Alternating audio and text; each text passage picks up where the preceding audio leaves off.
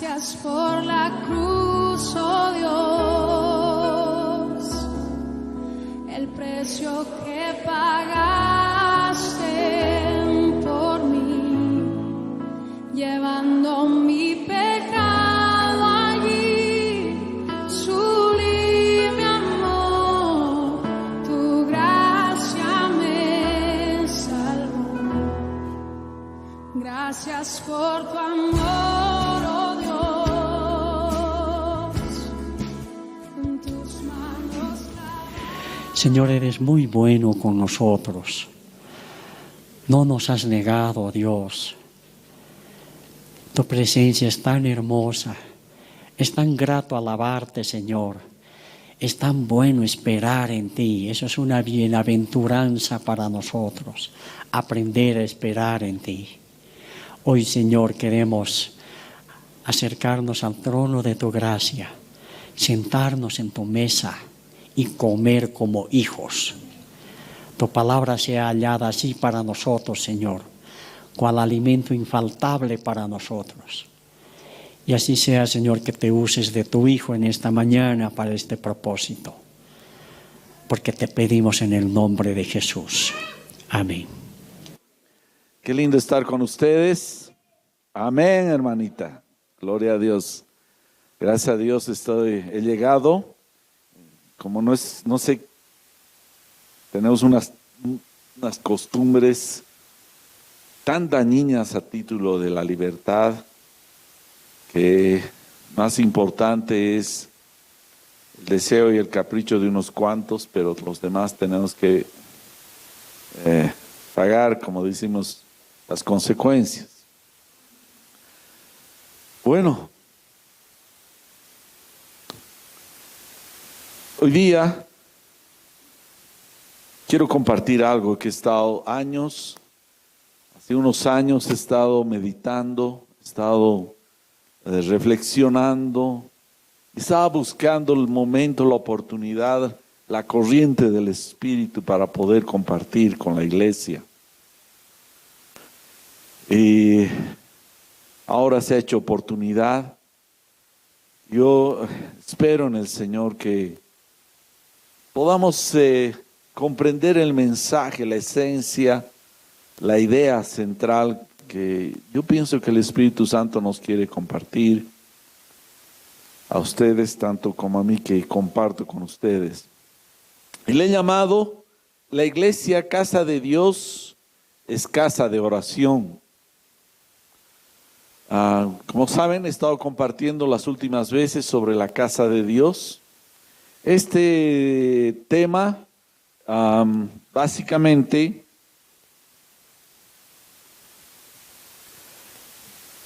es paralelo. No voy a decir que es la sesión quinta, pero es como una adenda a la temática de la iglesia. Pero va a ampliar más, y el tema es la oración.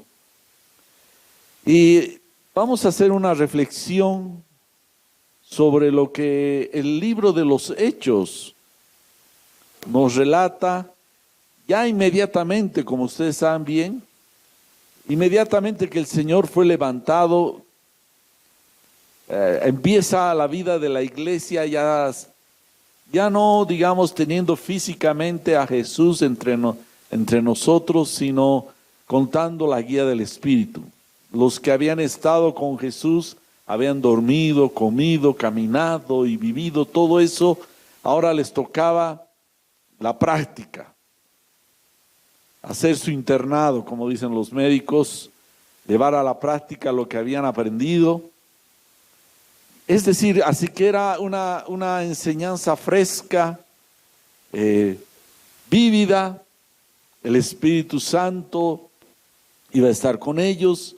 Y necesitamos aprender de este libro, eso que han vivido los primeros hombres de la iglesia en su fundación, en sus albores, en su amanecer, en su nacimiento.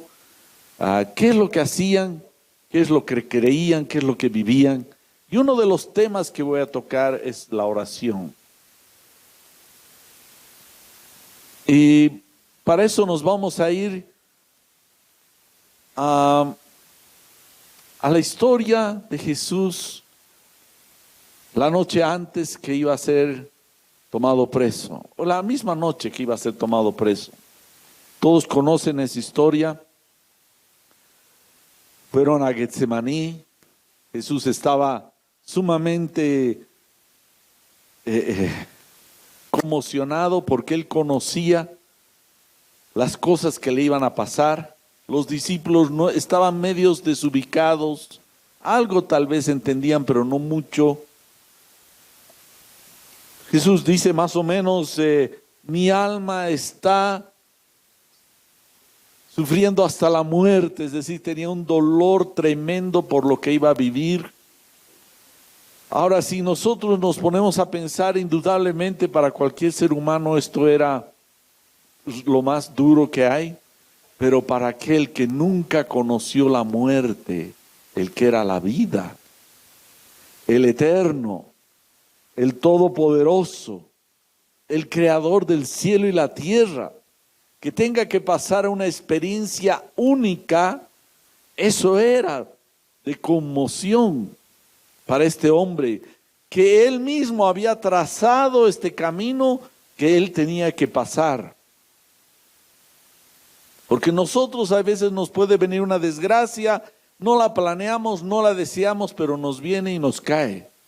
Pero él, que tenía control sobre todas las cosas, planificó desde antes de la fundación del mundo lo que tenía que vivir a causa de nuestros pecados, de nuestra incredulidad y desconfianza.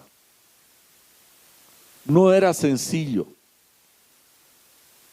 Estaba él totalmente abrumado por lo que iba a acontecer, conocía a detalle la vivencia que iba a venir, sabía exactamente lo que tenía que vivir. Así que agarra a 3 de sus discípulos y los lleva consigo a algún lugar y después los deja y les dice, velen y oren. La carne es débil, el espíritu está pronto a ayudar. Y él se aleja a cierta distancia y se dobla de rodillas y se pone a orar. En una oración intensa, tan intensa era que el evangelista que registra la historia decía que su alma estaba en una oración tan profunda, tan que sudaba como gotas de sangre caía. Eran espesas ese sudor. Se levantó después de orar y vuelve y los encuentra como a sus discípulos durmiendo. Y esto pasa 3 veces. Y yo, ¿por qué tomo esta figura? Porque yo veo que el Espíritu ahora nos está llevando a una condición de clamar y orar, no solo como que David ha mencionado, sino que nuestra vida personal también debe ser un reflejo de oración. Sin embargo, veo una iglesia que duerme, que no entiende tal vez de todo lo que está viviendo. Yo creo que este es el mensaje. Y si va a despertar de una manera consistente a la iglesia a orar y buscar de Dios, he logrado algo. Y más que yo pienso que Dios está llamando a su iglesia a orar profundamente. Amén. Entonces, basados en esto, he agarrado el libro de Hechos, me he puesto a estudiar y lo he dividido en 3 partes, la oración. Una de las partes es la oración del cristiano, la oración personal. Otra es la oración de los siervos de Dios en la iglesia. Y la tercera es la oración de la iglesia misma. Y vamos a empezar por la oración del cristiano. Y no podría ser de otra manera que vamos a tratar de definir lo que es oración. La oración es conectarnos con Dios, la fuente de poder que suple nuestra necesidad. Es como iluminar con el sol el valle oscuro de nuestra experiencia. Es disponer de la grandeza de Dios para nuestra insignificancia. Orar es reconocer la capacidad suya para resolver todos nuestros problemas con una verdadera solución. Y he cerrado esta definición. La oración es hablar con Dios.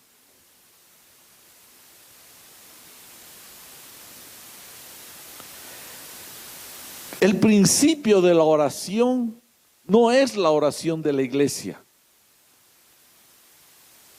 El principio de la oración no es la oración de un grupo. El principio de la oración es tu oración personal, mi oración personal. Si tú eres una persona que solo oras cuando la iglesia se pone a orar, que no está mal, pero no estás empezando bien. Si tú oras solamente cuando hay una situación difícil, no está mal orar por las cosas difíciles. La cuestión es, ¿cómo está tu oración a solas con Dios?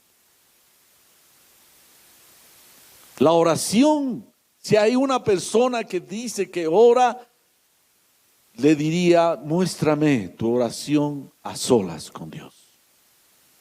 Esa es la base. Y no voy a ampliar mucho este tema porque hice toda una prédica justo este año, que lo pueden encontrar en YouTube. Gracias a Dios que lo tenemos ahí registrado. Y se llama ¿Dónde encuentro a Dios? Y está basado en Mateo capítulo 6, versos 1 al 18. Sin embargo, es importante hablar que el pueblo, que los cristianos en los inicios de la iglesia tenían una vida de oración personal. La oración debe ser constante y creciente.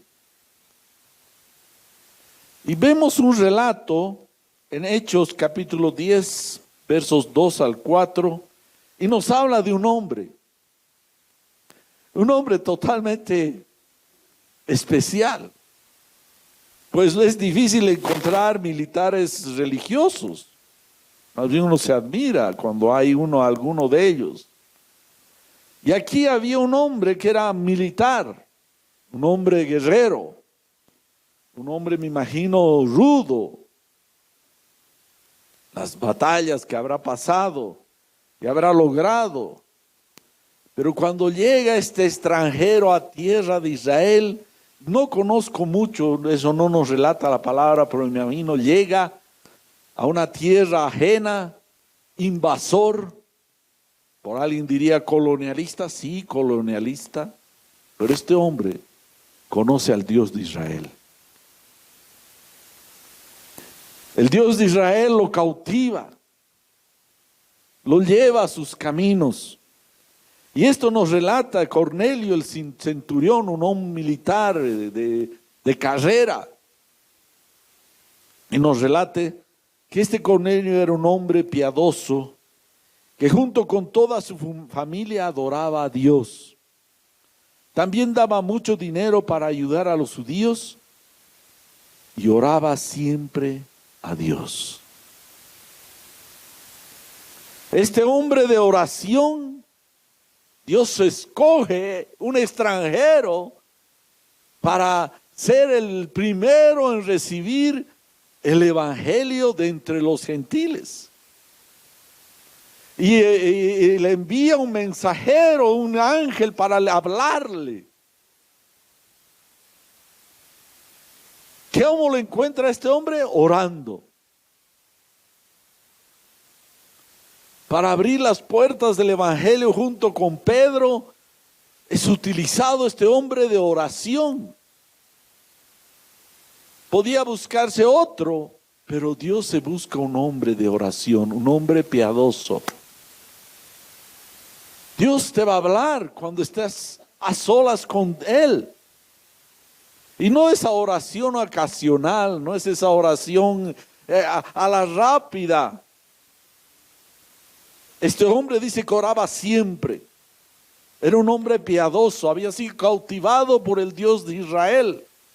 Y el Dios de Israel fue cautivado también por este hombre. Un hombre que lo encontraba siempre de rodillas sirviendo al Señor. ¿Cómo está tu oración? Y este hombre además oraba constantemente, confirmando el espíritu de la oración en 1 Tesalonicenses 5:17, que dice, oren sin cesar. Está diciendo, oren sin parar. Sin parar. Ratificado en Romanos 12:12, que dice, sean constantes en la oración. En otras traducciones dice, sean dedicados en la oración, perseverantes en la oración. Estos hombres eran hombres de oración personal, conocían al Dios de Israel. ¿Te encuentra Dios orando? Si a un hombre impío, un colonialista, o llámenle el del imperio, el imperio romano, Dios se lo escogió porque era un hombre de oración. ¿Y a ti, hijo de Dios, te encuentra Dios orando?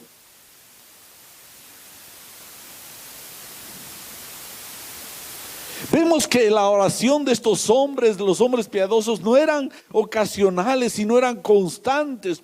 Por ejemplo, podemos ver eso en Daniel. Dice que Daniel oraba en la mañana, a mediodía y en la noche. Pero hermano, yo no tengo tiempo, estoy tan afanado. Imagínense Daniel, que era segundo después del gran emperador Nabucodonosor, que dominaba el mundo conocido de Asia y Europa y África y todo eso. Cuán ocupado estaría, pero este hombre era un hombre de oración. Oraba mañana, mediodía, hacía su espacio en medio de su agenda súper ocupada, con grandes problemas, decisiones que tomar, pero hacía su oración permanente. Véanlo. ¿Y tú?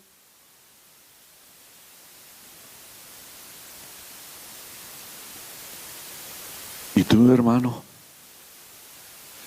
Yo estoy seguro que Dios lo encontraba siempre orando a este varón. Estaba trabajando y este varón terminaba sus quehaceres, etcétera, o se levantaba o iba a acostarse y tenía sus tiempos de oración y adoración al Dios del cielo.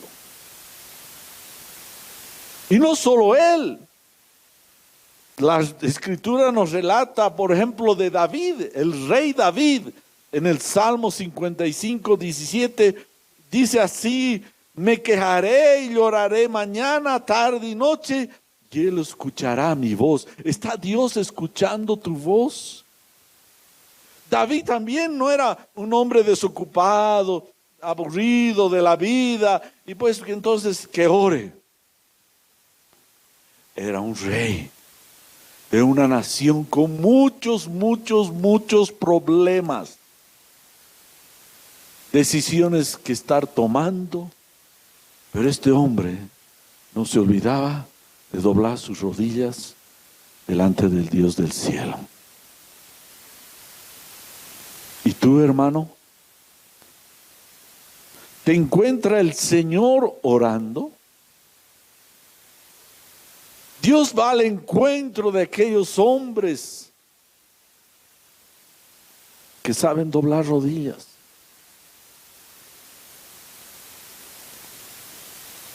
Pero hermano, yo tengo muchos problemas. Y estos hombres no. Ese Cornelio no.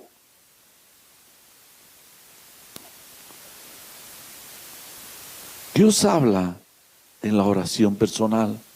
Muchas de las veces que encontramos en las Escrituras y en la vida práctica, no es que Dios simplemente te ve orando, sino Dios habla en la oración personal. No va a ser en la primera vez y después te vas a levantar, Dios no me ha hablado, así que me voy. No. Dios se revela en aquellos que va encontrando constantemente en una vida de oración. Lo hizo con Cornelio, ajeno a la vida de Israel, pero un hombre que buscaba a Dios. Le pasó a Pedro, le pasó a Zacarías, padre de Juan el Bautista, y hay una cantidad que no vale la pena nombrar porque es larga, de hombres que fueron encontrados en su tiempo de oración por Dios y Dios les habló. Dios habla en la vida personal, en tu oración. Un día estaba hablando de Yamek, que va a venir a visitarnos, gracias a Dios, que ya su salud está bien. A veces me acerco a hermanos a buscar algún consejo. Y me acerqué a Yamek, le conté algún relato. Y me dejó pues con su respuesta. Me dijo, ¿le has preguntado a esa persona que Dios le ha hablado? ¿Si ha buscado de Dios una respuesta a su pregunta? Yo creo que lo primero que deberíamos hacer antes de buscar consejo humano, deberíamos ir a Dios y decirle, Señor, tengo esto, ¿qué piensas tú? Tengo esta duda, tengo este desafío, tengo esta situación, ¿qué piensas tú?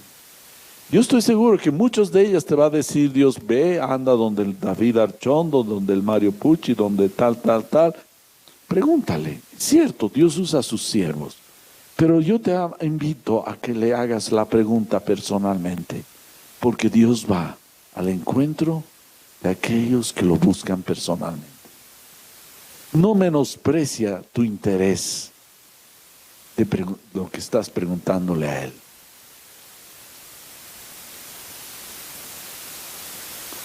Y eso pasó. Por ejemplo, tenemos ahí un caso de Pablo. Hay muchas historias, pero voy a mencionar algunas del libro de Hechos. En Hechos 22:17 nos relata que Pablo estaba en el templo y dice, y me aconteció vuelto a Jerusalén, que orando en el templo me sobrevino un éxtasis y tuvo una visión de Dios, Dios hablándole. Personalmente Pablo oraba y Dios también se revelaba en su vida. ¿Saben qué, hermanos? Primero, cultiva tu vida de oración personal. Los tiempos no son sencillos. Algunos tenemos por costumbre ser cristianos, pero no es una cuestión de costumbre, es una cuestión de vivencia diaria. Por tanto, dice la palabra de Dios, si oyeres hoy su voz, ¿has oído hoy su voz? No endurezcan sus corazones. La vida cristiana es diaria, hoy día. Yo he tenido tiempo de hablar, de adorar a Dios, allá en mi casita, en mi camita. He tenido tiempo de afirmarme en la fe. No te contentes con una vida. Es cierto que vienes a la congregación, es muy bien, pero tu relación es una relación personal con Dios. No vamos a ser llamados en patota, perdón el término, Cuando Cristo venga, seremos llamados por nuestro nombre. Tu nombre está escrito en el libro de la vida. No dice Juan Pérez y grupo pequeño o familia, ministerio. Dice simplemente Juan Pérez. Tu nombre personal. Dios te ha llamado personalmente y debemos responder a ese llamado personal primero. A continuación, por hecho, vas a buscar la comunión con los hermanos.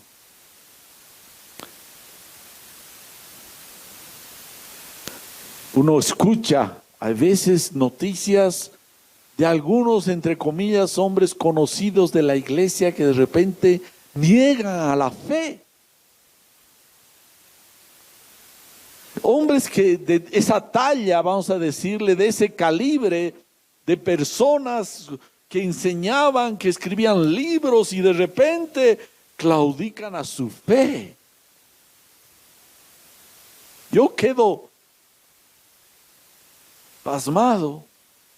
¿Cómo puede ser? Si han hablado a otros, han enseñado a otros. Y después están negando su fe, la fe. Yo me pregunto, ¿habrán tenido una vida permanente de oración?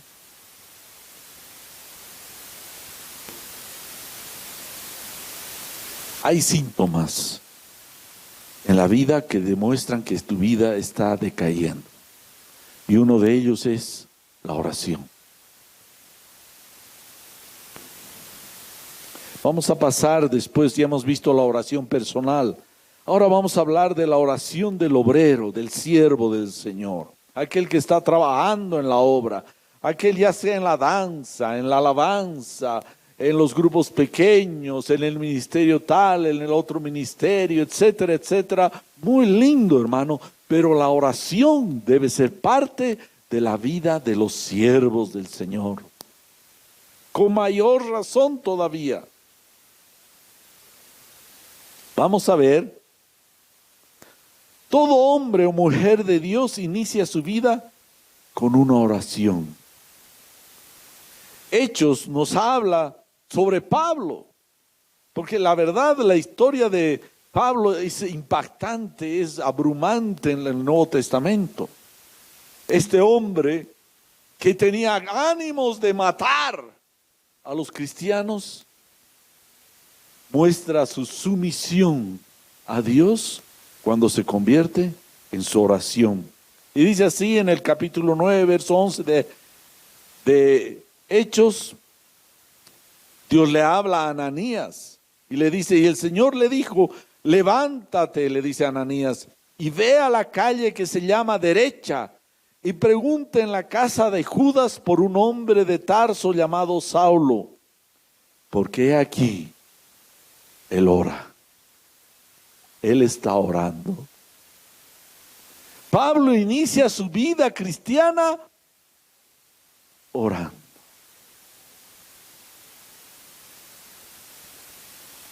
El siervo empieza su vida orando. La oración para el siervo de Dios debe anteponer a las tareas domésticas y aún a aquellas tareas espirituales, entre comillas. Cuando decía un hermano, decía, aquel que ha orado, ha trabajado. Sí. Para mí una de mis prioridades más que predicar o enseñar es orar. Cuando estoy orando no es que estoy aburrido y ay, bueno, voy a doblar rodillas y a ver. No. El que ha orado ha trabajado. Veremos en Hechos, eso es lo que entendieron los apóstoles cuando les quisieron dar tareas aún de misericordia. Su tarea principal era la oración. Y empezaron a demandar porque había un problema, porque hacían servicio de alimento en la iglesia para los hermanos y las hermanas empezaron a quejarse que a las hebreas se les trataba mejor que a las griegas y no sé qué líos, y empezaron a venir donde los apóstoles, ayúdennos que nos están esto, y entonces los apóstoles hicieron un alto, sabían poner sus prioridades. Y dice así, verso 2 del capítulo 6 de Hechos: los 12 apóstoles reunieron a todos los creyentes y les dijeron: no está bien que nosotros dejemos de anunciar el mensaje de Dios para dedicarnos a la administración. Así que, hermanos, busquen entre ustedes 7 hombres de confianza, entendidos y llenos del Espíritu Santo, para que les encarguemos estos trabajos. Nosotros seguiremos orando y proclamando el mensaje de Dios, orando. La tarea prioritaria del siervo es la oración. Es estar en relación con su jefe.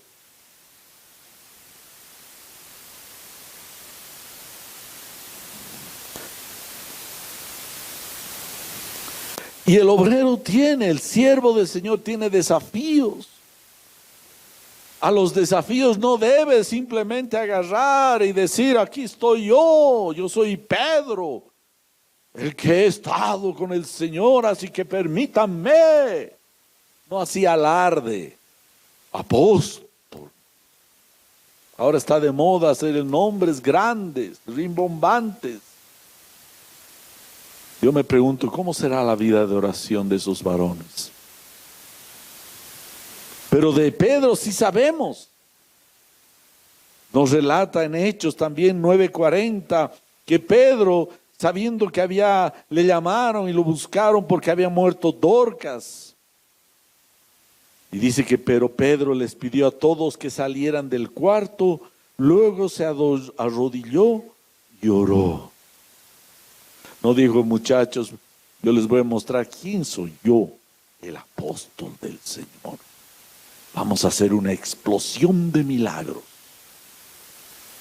No, él votó a todos y se puso a orar a su jefe, a su Señor.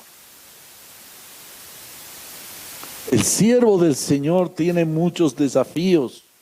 Aún los hermanitos que están en la danza, en la alabanza y otros ministerios, no tomes en poco.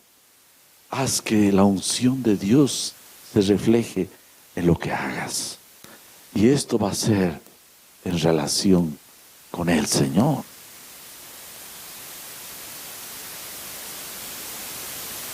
¿Y qué dice? Y oró, y volviéndose hacia el cuerpo dijo: Tabita, levántate. Y ella abrió los ojos. Cuando vio a Pedro, se sentó. Este hombre era un hombre de oración. Y no solo el siervo, hay veces tenemos tiempos de vacación, de descanso, algún viaje. Y aún en los viajes y descansos, el siervo del Señor puede decir: ahora tengo vacación espiritual más. Ya no hay por qué orar, mi Biblia la dejo en mi casita, ya no me va a perseguir, ahora ahora pasar la bomba. No, el siervo del Señor aprovecha aún sus vacaciones para mantener más bien con mayor razón una relación con Dios, con su palabra. Ahora, por supuesto, si está con su familia, también con la familia, con los hijos, etcétera, pasear un poco, pero no descuida su relación con el Señor. Amén. Amén. Veo a las hermanitas nomás que dicen amén, no sé por qué será. No escucho voces. ¿Cómo es, varones? Amén. Muy bien, muy bien. Eso nos relata Hechos 10:9, dice que Pedro estaba de viaje y tal parece era ya mediodía, no estaba haciendo nada, tenía que esperar a que el chairo esté preparadito o la sopita de maní, no sé qué preparaban en ese momento. Dice que él en el verso 9 dice: y al día siguiente, mientras ellos iban por el camino, está hablando de los mensajeros de Cornelio, y se acercaban a la ciudad, Pedro subió a la azotea para orar cerca de la hora sexta. No, Pedro no se puso a ver un poco de televisión, a ver, nos distraeremos, sino que se subió a la terraza y se puso a orar. El obrero de Dios participa activamente con sus consiervos en ayuno y oración. Dios da especial atención cuando los consiervos se reúnen. Yo he tenido vivencias muy interesantes. No puedo mencionar ahora algunos detalles, pero hemos tenido que había momentos de que 1 año, 2, 3, 4 años tratando de resolver un problema X. Y un día los del presbiterio hemos dicho, oraremos por este tema.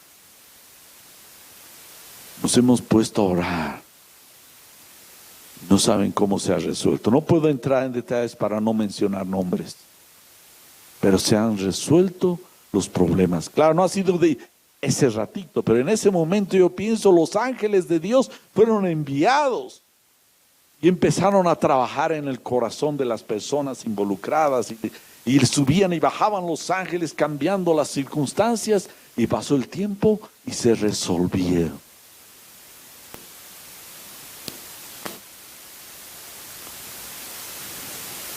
Pero ¿saben qué? Aquí vemos que no solamente estaban orando sobre los obreros que participan activamente, ellos estaban ayunando. Voy a contar una historia sobre Julio Ruibal. Algunos que no saben, por si acaso, él ha sido mi padre espiritual, por así llamar. Él me ha predicado el Evangelio. Y él, por algún motivo, yo no estoy muy adentrado en todo el detalle, se quedó en Cali. Y Dios le llevó a este varón, a Julio, a convocar a los pastores, a tratar de motivar, y de alguna manera lo nombraron como un representante de este grupo de pastores de esa ciudad. Y Dios le llevó a este hermano a convocar a la iglesia. Hizo un plan para un año, para 1995, si no me equivoco, un plan de reunir a la iglesia 3 veces al año en el estadio. Una ciudad, dice, él menciona como de 2 millones de habitantes. Cristianos solo llegaban a casi 40,000 cristianos. Y convocó a la primera reunión.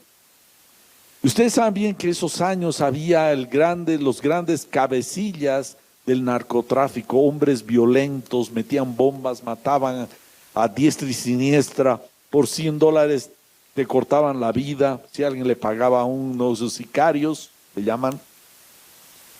Y convocó a los hermanos, a la iglesia, a la oración.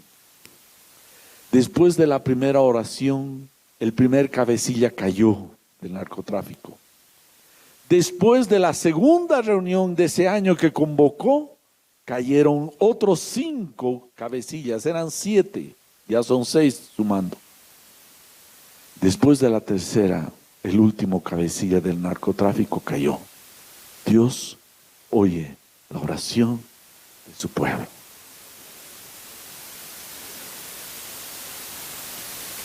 En su libro, que lo encontré, lo había tenido en mi biblioteca, que se llama Ungido para la cosecha del tiempo final, el prólogo, un hermano llamado Bill Bright, fundador y presidente de Cruzada Estudiantil y Profesional para Cristo, esto es un movimiento mundial conocido, estaba en Estados Unidos, quería hacer un ayuno de 40 días y decía, ¿quién me va a enseñar cómo hacer? Y buscaba en Estados Unidos a los que conocía y nadie había llegado a esa, para que le dé una guía. Y siguió buscando y encontró un hombre que había hecho, no era un americano, era un boliviano. Julio Ruibal había hecho un ayuno de 40 días. El ayuno. ¿Cuándo has ayunado la última vez? No, estas son palabras ya mayores.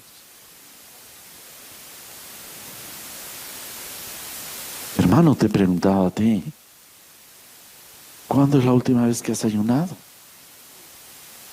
Iglesia, ¿estás ayunando?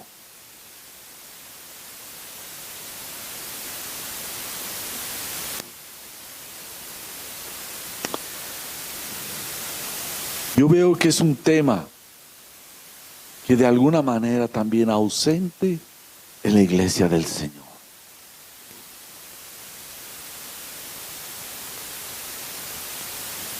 Vemos acá, ya lo vamos a leer, que los siervos se reunían para orar y ayunar y servir al Señor y ministrar a Dios. Hermano, ¿acaso no? A mí me han prometido que todo me iba a ir bien y que iba a tener mi Mercedes-Benz y iba a tener mi casa con piscina. ¿Saben? Nos hemos vuelto a veces la iglesia en general se está inclinada más a cuánto voy a recibir de Dios. No hemos venido a vivir la gran vida acá, hermanos. Estamos en una guerra brutal de muerte o vida. Cuando veo esas fotos de esas ciudades últimamente que hubo guerras como en Siria, Irak, ciudades que eran preciosas y a veces no queda una sola casa en pie. Estamos en una guerra. Quiero leerles sobre el ayuno algunas riquísimos pensamientos que pienso son espirituales sobre el ayuno. Dice así: en primer lugar, es clave recordar que el ayuno siempre es motivado por un deseo profundo. Es decir, el ayuno no es la represión del deseo, sino la intensa búsqueda de él. Ayunamos porque queremos algo más que comida o cualquier otra actividad de la que nos abstenemos.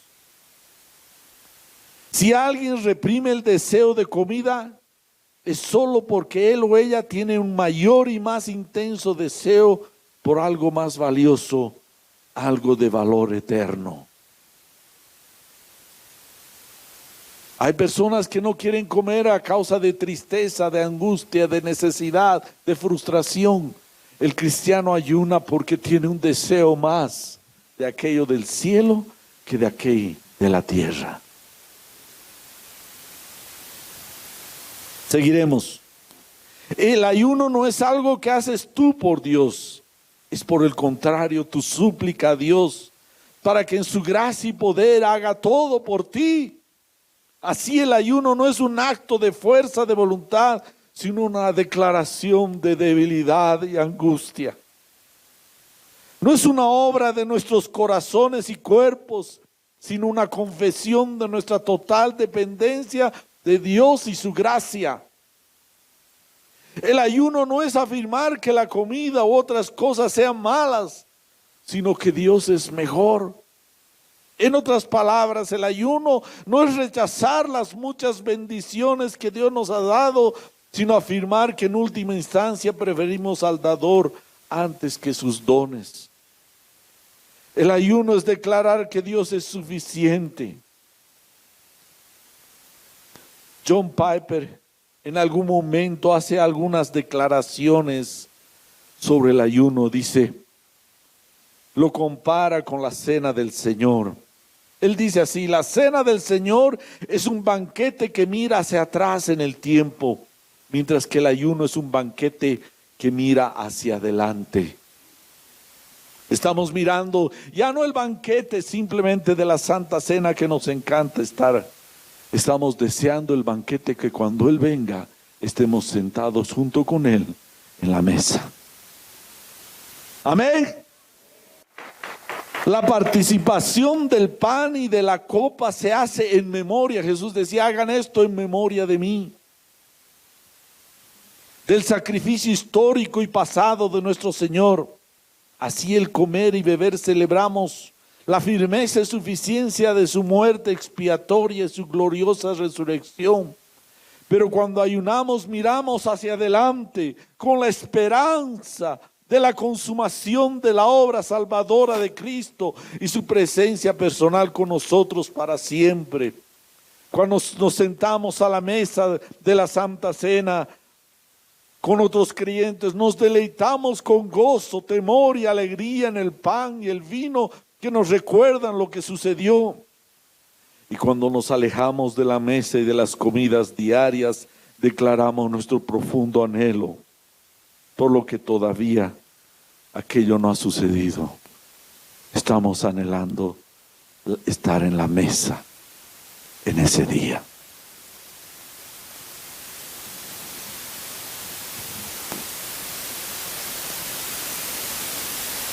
Porque hemos puesto al ayuno en un cajón y lo hemos cerrado.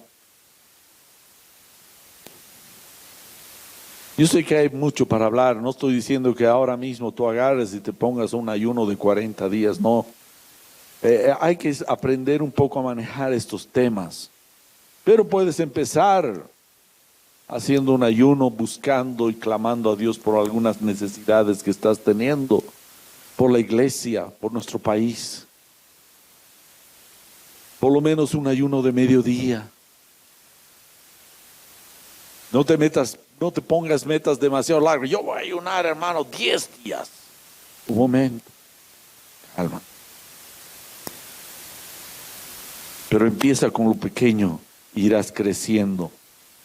Marcos 2:20 nos habla el Señor y dice: pero vendrán días cuando el esposo les será quitado y entonces en aquellos días ayunarán. Jesús decía eso, porque los fariseos les reclamaron por qué sus discípulos no ayunaban.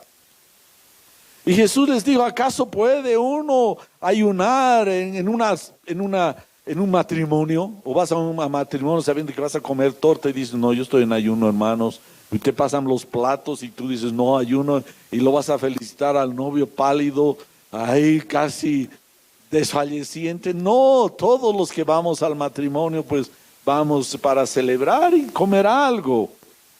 Pero Jesús decía: ahora no, mientras Él estaba en la tierra. Pero después, cuando Jesús ya se va al cielo, hay una iglesia que debe también ayunar. ¿Por qué le hemos borrado esto de nuestra vida piadosa como iglesia? El ayuno no salva, eso es definitivo. Pero el ayuno expresa urgencia, clamor y necesidad ante Dios.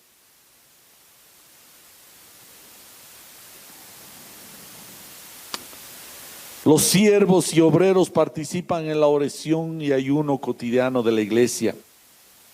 Son proactivos en estas disciplinas espirituales. Vemos en Hechos 3:1. ¿Qué dice?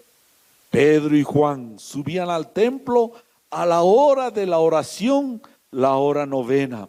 Es decir, por el contexto podemos ver que estos hombres que no se sentían tan ungidos así, que si yo ya no me toquen, no me miren, no me hagan nada. Estos hombres iban a la hora cotidiana de la oración con la iglesia y subían al templo a las 3 de la tarde. Era parte de su tarea. Vemos en los apóstoles en el capítulo 13, 1-3, Hechos, en Antioquía. Dice así, nos relata las escrituras: había entonces en la iglesia que estaba en Antioquía profetas y maestros: Bernabé, Simón el que se llamaba Niger, Lucio de Cirene, Manaén el que se había criado junto con Herodes el tetrarca, y Saulo, ministrando estos al Señor, es decir, adorando, alabando, compartiendo la palabra, etcétera, y ayunando. Dijo el Espíritu Santo: apártenme a Bernabé y a Saulo para que la obra a la que les he llamado. Entonces, habiendo ayunado y orado, siguieron con esto, les impusieron las manos y los despidieron. Siervos del Señor, ¿cómo estás en tu ayuno? Ya le he hablado, ya le he preguntado sobre la oración, ahora sobre el ayuno. La obra necesita que busquemos de Dios. Estamos supliendo con nuestro entendimiento, con nuestro plan. Puede ser los planes de Dios que tiene a tu ministerio, a tu servicio. No debemos reemplazar los planes de Dios por nuestros planes. Debemos buscar. Estos hombres estaban ayunando, ministrando, y Dios les habla. Los obreros y siervos intensifican sus oraciones en circunstancias adversas. Hechos 12:5 nos dice, así que Pedro estaba custodiado en la cárcel. ¿Qué había pasado? Que lo tomaron preso a Pedro. Creo que Santiago había sido muerto, sino que uno de los apóstoles, y eso agradó a la gente, a los fariseos. Entonces agarró los romanos y tomaron preso a Pedro, sabiendo que iban a hacer algo similar. Pero ¿qué hacía la iglesia? Pero la iglesia hacía sin cesar oración a Dios por él. ¿Y qué hizo Dios al ver su iglesia clamando? ¿Qué hizo? Uno de sus angelitos, tal vez el más pequeñito, a ver, anda a sacar a Pedro. Y dice que estaba custodiado, no sé si por como 16 hombres armados, soldados fornidos. Pedro estaba durmiendo en la cárcel, ahí profundo. Y el angelito pues se pasó las puertas, liberó de sus cadenas, mientras se dormían los soldados, y se lo sacó. Y le dijo, ahora andate muchacho, anda. Para Dios no envió un ejército de ángeles, un angelito.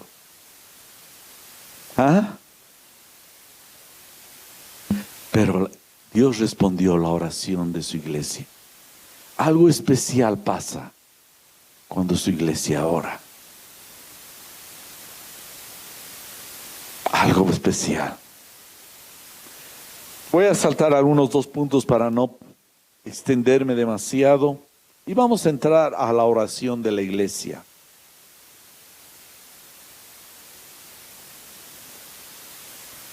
Desde el principio, Jesús va a ser levantado y manda a su iglesia. Manda y les dice, esperen, ustedes van a recibir poder. Tranquilamente podían irse los apóstoles, bueno, vámonos a jugar un partido de fútbol, vamos a jugar racket, vamos a la piscina, no sé. ¿Qué es lo que primero hace esa iglesia que había vivido cerca al Señor? Se pusieron a orar. Jesús les manda en Hechos 1:5, porque Juan ciertamente bautizó con agua, mas ustedes serán bautizados con el Espíritu Santo dentro de no muchos días. Yo les pregunto, ¿no creen que ese Espíritu Santo también se mueve en una iglesia que ora junto?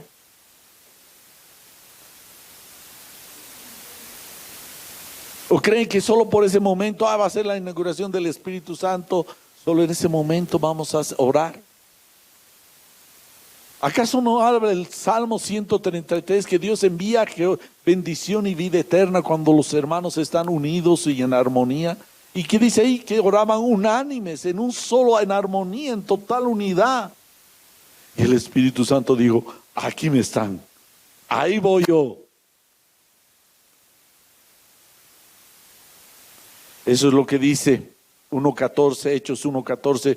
Todos estos perseveraban unánimes en oración y ruego con las mujeres y con María, la madre de Jesús, y con sus hermanos. Orando juntos, clamando en ruego, todo eso. ¿Y qué pasó? Esperaron y continuaron orando, y hasta que Dios obró en Hechos 2:1-4 dice, cuando llegó el día de Pentecostés, estaban todos unánimes juntos. Repite la palabra de unánimes. Estaban orando, es por obvio. Y de repente vino del cielo un estruendo como de un viento recio que soplaba, el cual llenó toda la casa donde estaban sentados, y se le aparecieron lenguas repartidas como de fuego y asentándose sobre cada uno de ellos, y fueron llenos todos del Espíritu Santo y comenzaron a hablar en otras lenguas según el Espíritu les daba que hablasen. ¿Qué estaban haciendo? Estaban juntos orando como iglesia. Iglesia. No es si tú eres solo de domingo, salvo que haya alguna excepción. Los viernes es día de oración. ¿Qué estás haciendo tú? Se ha abierto una reunión a las 7 de la noche, tal vez estás trabajando. ¿Por qué no vienes? No solo es la oración personal, la oración de siervos, pero también la oración de iglesia. Dios responde ávidamente. Estos hombres de este tiempo conocían al Dios de Israel, habían estado con el Mesías, sabían cómo encontrar a Dios, perseverando, buscando con todo su ser. ¿Sabes que Dios va a salir a tu encuentro cuando lo busques con todo tu ser? Segunda Crónicas 15:15 dice: todos los de Judá se alegraron de este juramento, porque de todo su corazón lo juraban y con toda su voluntad lo buscaban. Por eso Jehová se dejó hallar por ellos y les dio paz por todas partes. Lo buscaron con todo su ser y Dios dijo: aquí estoy. Tú dirás: ¿dónde está Dios? Parece que no responde. Búscalo con toda tu voluntad y vas a encontrar al Señor. Da a entender que esas búsquedas tibias, ocasionales, no son respondidas. De tropezón. Ah, caramba, aquí ha visto al Señor. Jeremías 29:13 dice: me buscarán y me encontrarán, si es que vienen a buscarme de todo corazón.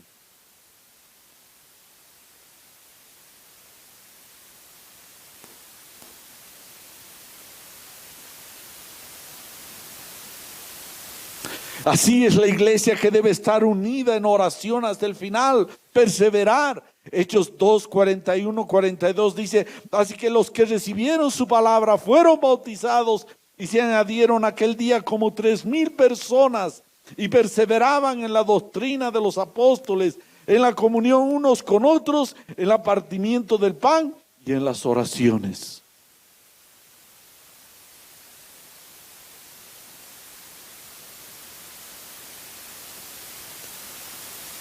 La comunión, buscar a los hermanos, en la doctrina, en aquello que se enseña,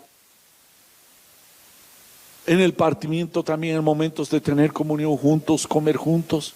Pero aquí dice en las oraciones, es decir, orar juntos como iglesia.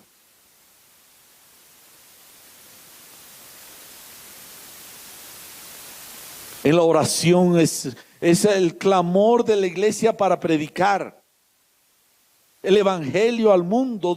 Dios respalda la oración de la iglesia para señoras, que prediquemos. Ábrenos las puertas. A momentos pareciera que la iglesia está mirándose el ombligo, y lo digo figurativamente. A momentos, no es que estoy en contra, yo mismo alguna vez lo he compartido, de que debemos predicarnos el evangelio, pero el evangelio ha sido dado para ir al mundo, ir y predicar este evangelio a toda criatura. Pero hay veces nos hemos quedado mirándonos el ombligo y nos predicamos a nosotros mismos. Está bien pero un momento, hermano, está bien, pero esto ha sido dado para afuera. ¿Saben qué hizo la iglesia? Hechos 4:31. Había persecución, había amenaza, tomaban presos las autoridades, los fariseos, con toda su bronca, estaban así contra la iglesia. ¿Y qué hizo la iglesia? La iglesia se unió. se reunió como siempre lo hacían. Y hicieron su oración. Y dice, después de esta oración, el lugar donde estaban reunidos, después de haber orado, tembló.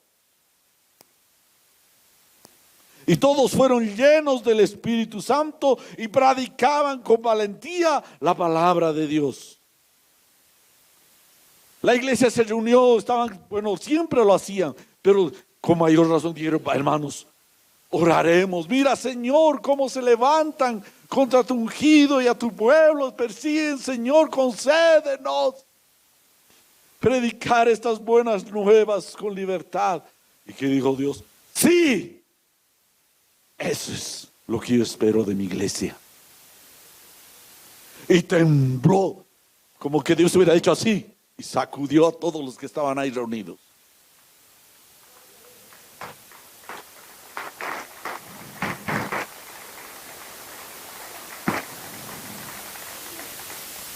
Hermanos, iglesia, estamos orando.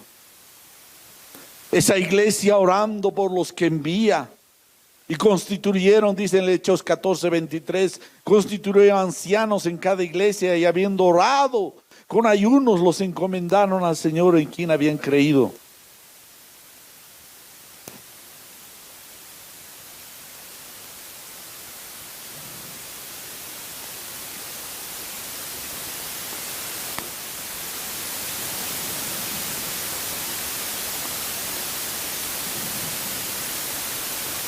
Bueno,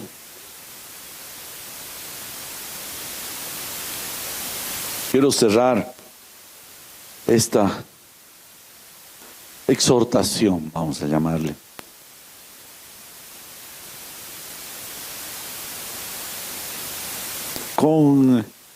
pensando en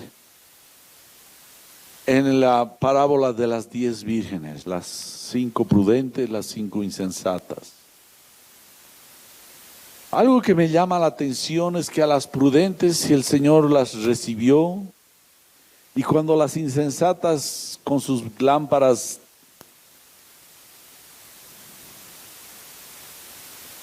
ya tarde le tocaron la puerta, el Señor les dice algo. Ellas dijeron, Señor, Señor, ábrenos la puerta. Y Él les respondió, créame, no las conozco. Tú no puedes conocer con alguien que no hablas, con alguien que no tienes relación. Algunas te preguntan, ¿lo conoce esta persona? Tal vez de mirada, o alguna vez me lo presentaron. Porque nunca hemos tenido relación. Pero si hay alguien con quien hablamos continuamente, comulgamos, puedes decir, si yo lo conozco. Siempre estoy hablando con Él. Me hace pensar sobre esto. Si nos paramos.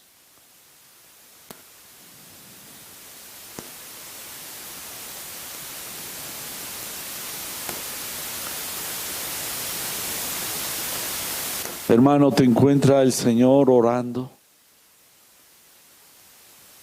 ¿Te encuentras buscando a Dios?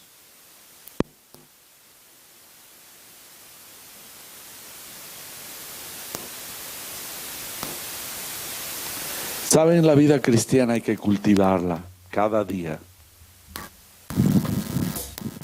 No solo domingos, no solo ocasionalmente. Hay que cultivarla, cada día regar, cada día podar, cada día hay que cuidar. No sea que nos deslicemos sin darnos cuenta. Deslizarse es aquello que no te estás dando cuenta, pero estás cambiando de lugar. Cuidemos, cultivemos. Y una de las prácticas que ayuda a esta es orar. ¿Y cómo puedes orar? Acércate con fe cierta para orar. Vas a darte cuenta en la fe. Si estás en la fe, cuando vas a orar solo, vas a estar cierto de que Dios te escucha, o van a venir ideas y pensamientos, te van a robar la atención. Para orar hay que afirmar cada día nuestro corazón delante de Dios. Y Dios resiste a los soberbios. Para orar vas a necesitar humillarte, porque aquí podemos orar, levantar las manos, pero podemos estar en soberbia.